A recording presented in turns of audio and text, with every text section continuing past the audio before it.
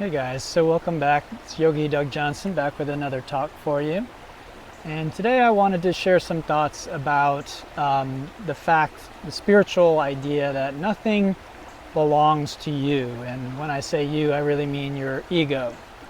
Before I get into that, I want to thank all of my patrons on Patreon, everyone who's contributed via Venmo and PayPal to make these talks free and available to the general public, and giving me the time and resources to be able to make these talks.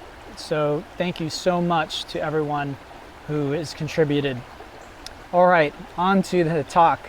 So nothing belongs to you. The ego is a false sense of self. It's a small or limited sense of self which really doesn't capture what you truly are. And there are several things about our experience as human beings that lead us into this sort of false identity, false sense that we call the ego. Now, according to the yogic and Buddhist traditions, that false sense of self leads to suffering. This is why ultimately we might want to let go of that. And one of the ways the ego strengthens itself is through possessions. And so the ego loves to take possession of things that don't belong to it.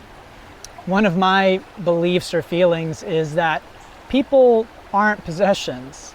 So you might say something like, my wife, or my husband, or my child.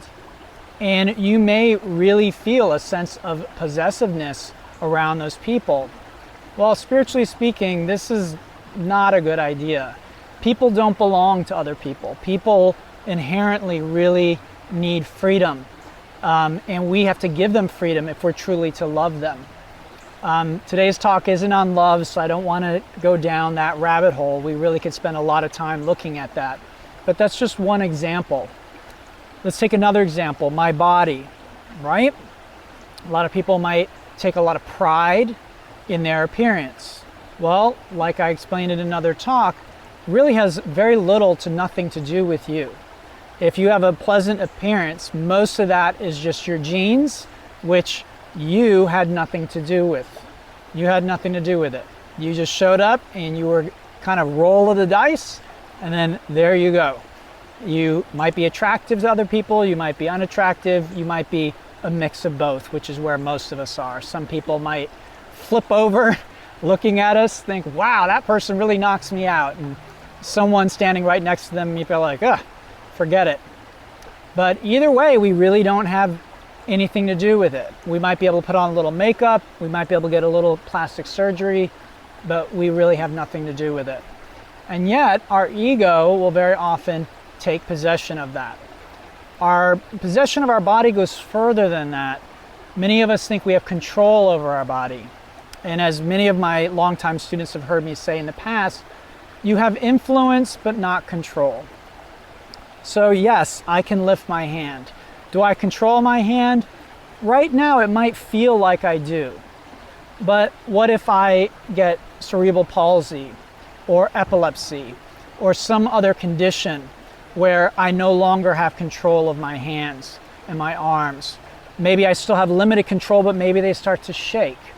Or there are some people who get in an accident, it severs their spinal cord, and then they have no more control over their body. Okay, so again, my body. And oftentimes, again, this possessiveness comes with a sense of needing control. So think about your husband or your wife or your lover or your children. Most of us have things that these people can do where we begin to feel out of control. We begin to feel very uncomfortable because, again, our ego has sort of expanded out to include these people, and we think that we deserve control because they're part of our possessiveness. We've taken possession of them. My children can't do this or that. My lover can't do this or that. So again, I don't want to get into the right or wrong or ethical implications of all of that stuff today, but this is just something to be aware of in our mind, how our mind goes out and tries to take possession of things that really do not belong to it. So does our body belong to us? Absolutely not. You showed up, it was a gift that was given to you. It will function more or less well throughout your lifetime. If you live long enough, you'll probably have to watch your control and influence over it declining. Again, right now, I don't have to worry about going to the bathroom, sitting here talking with you. If I live long enough, at a certain point, I may have to be concerned with that and worry about that, okay? And again, if you're young enough, you have the same issue or problem. So do I really have control over my body? If I did, I would never get sick. If I did, I would never have an accident like that, or vomit, or have any kind of problems. I would never have any pain. So obviously I don't really have control. Do I have influence? Yes. Do I have influence over other people?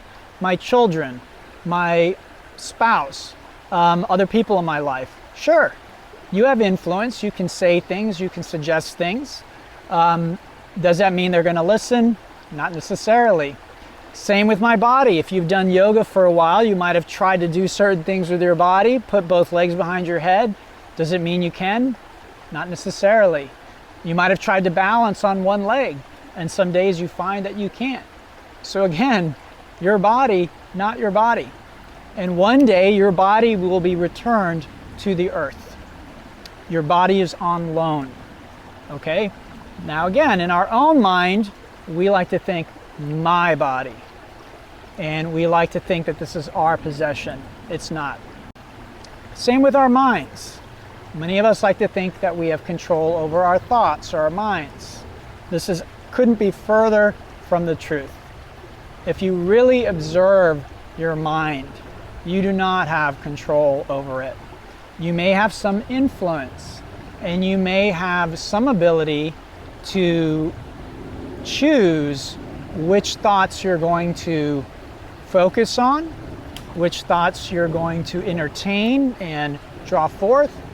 But control, I think, is too strong a word. So my body, my mind, all of these kinds of things, these get us into trouble, again, because they're part of the ego structure. So in reality, you aren't so limited. You aren't so small as the ego wants you to believe, and this is often why the ego is trying to take possession of these different things. It feels that it doesn't have substance, and so it tries to create substance. It tries to create a self out of things that really don't belong to it. Now, ironically, spiritually speaking, when we let go of the possessiveness of the ego and we come in tune with our true nature, what we find is we don't really have possession over anything, but we are everything.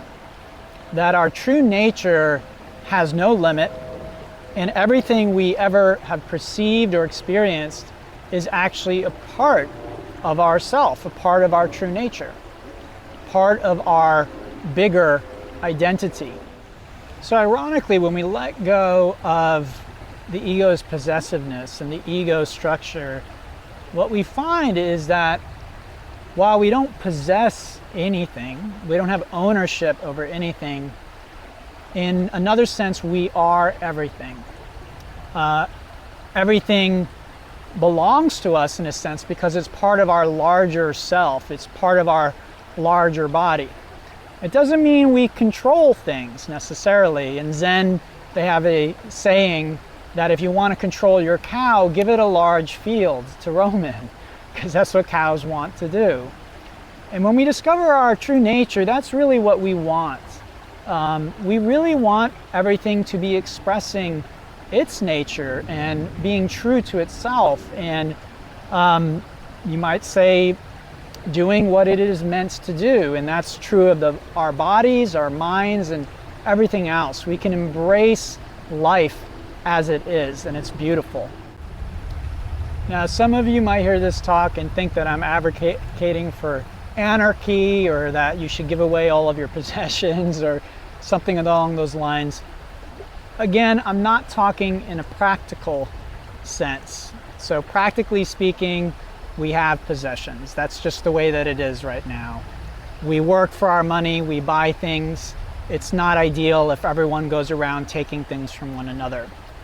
But in the past, human beings lived communally and they did share everything. And I think that maybe in the future, as human beings become more enlightened and we get more in touch with our true nature, we may end up returning to something like that at some point.